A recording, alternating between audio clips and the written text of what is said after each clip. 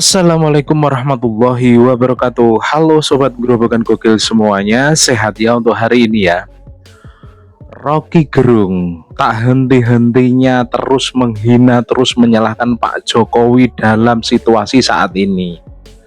Alhasil, pengamat politik Adi Prayitno itu gerah dan meskakmat Rocky Gerung. Kok masih saja sih salahin Pak Jokowi?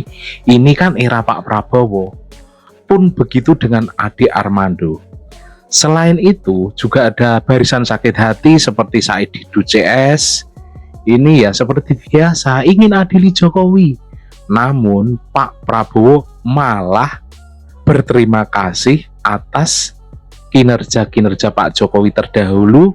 Alhasil membuat pemerintahan saat ini makin melesat.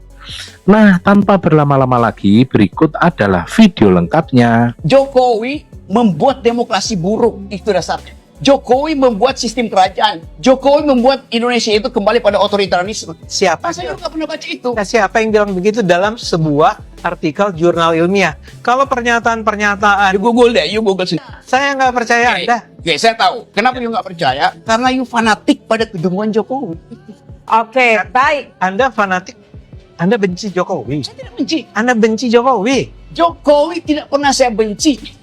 Jokowi Anda Saya benci. memberi nasihat pada Jokowi melalui anaknya Gibran. Saya Oke. memberi nasihat pada Jokowi melalui anaknya Kaisang. Anda bilang Jokowi bajingan tolol. Nah, iya kan benci itu. Jangan tolong, itu nggak bisa berpikir, bukan benci, beda. Gini nih, Nah, masa saya membenci fasilitas yang disiapkan oleh pemilu? Benci itu personal. iya. Saya mau bilang bahwa Anda tanpa ada bukti sedikit pun mengatakan bahwa Jokowi berada di belakang perubahan pasal dalam putusan Mahkamah Konstitusi. Jokowi ada di situ karena yang punya ambisi untuk menjadikan anaknya presiden adalah Ade. Gak bisa. Tuh, yang punya ambisi siapa tadi? Prabowo. Oke, baik. Sorry Jokowi Pak. Saya tetap Bukan. Lah itu udah di publik kok. Nah, ini tolol kedua nih.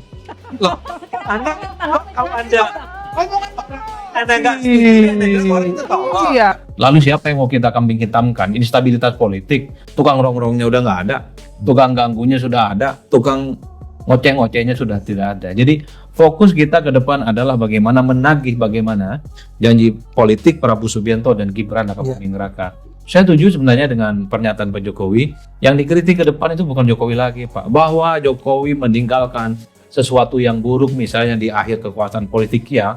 Tapi kan kita harus move on. Yang saat ini berkuasa itu adalah Prabowo dan Gibran. Jadi pretelinlah kebijakan-kebijakan Prabowo dan Gibran. Ya kalaupun toh mau mengkritik Jokowi, tensinya akan dikurangi dalam arti proporsinya jangan apa-apa Jokowi lah, kira-kira begitu. Saat ini secara definitif 4,5 bulan yang jadi presiden adalah Prabowo dan Gibran. Kalau memang soal dan antara ini dia khawatirkan seperti 1MDB yang seperti di Malaysia, ya kritik. Kalau retreat itu misalnya dianggap tidak efisien, ya kritik. Tapi jangan lagi feedback ke belakang, ini salah Jokowi, ini salah SB dan salah presiden-presiden sebelumnya. Tak mungkin kita selalu mengutuk kegelapan. Nah, kan kira-kira begitu, Bang. Mau PDIP di luar, mau PDIP di luar, bagi saya udah nggak relevan. Per hari ini kekuasaan politik terkonsolidasi, kuat dan solid, dan persoalan-persoalan yang kita hadapi, ekonomi, tentang ketahanan pangan, renewable energy menjadi tuntas, Bang. Masyarakat sipil, kemudian berbagai aktivis yang sebenarnya menyikapi banyak pernyataan Presiden Prabowo akhir-akhir ini yang seakan-akan menggambarkan menempatkan diri berseberangan dengan rakyat. Artinya rakyat sedang menuntut adili Jokowi, tapi Presiden Prabowo menyatakan akan bersama Joko Widodo dan bahkan menyatakan bahwa yang ingin memisahkan Joko Widodo dengan beliau adalah orang-orang yang tidak cinta tanah air. Tentu hal-hal yang baru atau hal-hal yang inovatif atau hal-hal terobosan pasti mengundang pertanyaan. Hari ini menjelang 80 tahun kita merdeka, dengan bangga, pertama kali dalam sejarah bangsa Indonesia yang punya cadangan emas ke-6 terbesar di dunia, untuk pertama kali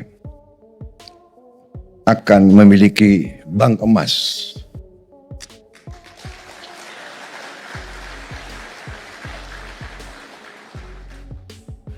Saya ucapkan terima kasih atas semua pihak yang telah bekerja keras untuk mencapai hari ini. Saya paham bahwa persiapan bank emas ini memakan waktu cukup lama. Kalau tidak salah, lebih dari 4 tahun. Takdir saya bahwa saya yang resmikan.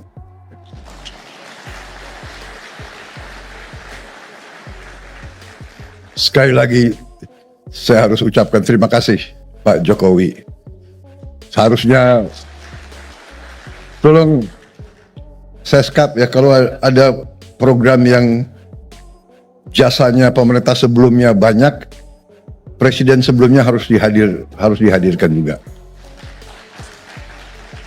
Mungkin besok saya akan ketemu Pak Jokowi, saya akan minta maaf Pak Jokowi, Bapak yang bekerja keras dengan menteri-menteri Bapak. Padahal menteri-menteri Bapak banyak yang saya pakai juga. Kalau sudah timnya bagus, ya kan? Kenapa harus diganti gitu? Benar nggak?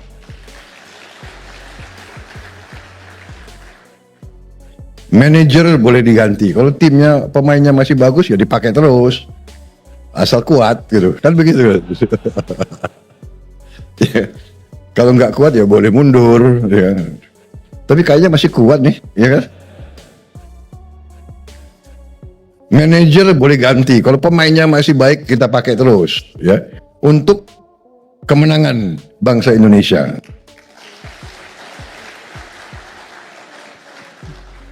Ini kayaknya berkahnya banyak ya, aku dapatnya. Belum 200 hari aku ya.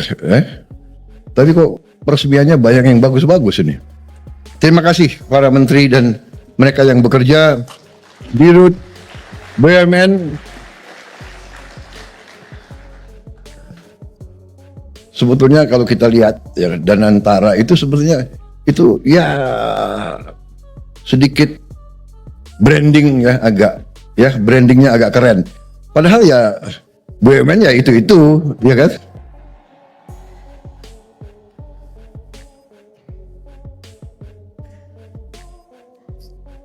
Indonesia ini kita baru sadar negara yang kaya. Tadi dikatakan sekarang produksi kita sudah naik dari 100 ton setahun, sekarang udah menjadi 160 ton setahun ya. Dan sekarang kita perbaiki ekosistem pelayanan. Kita harapkan ini akan mempercepat tabungan dan meningkatkan cadangan-cadangan emas kita. Saudara-saudara, saya kira apa yang tadi saya diperlihatkan sesuatu yang sangat membanggakan.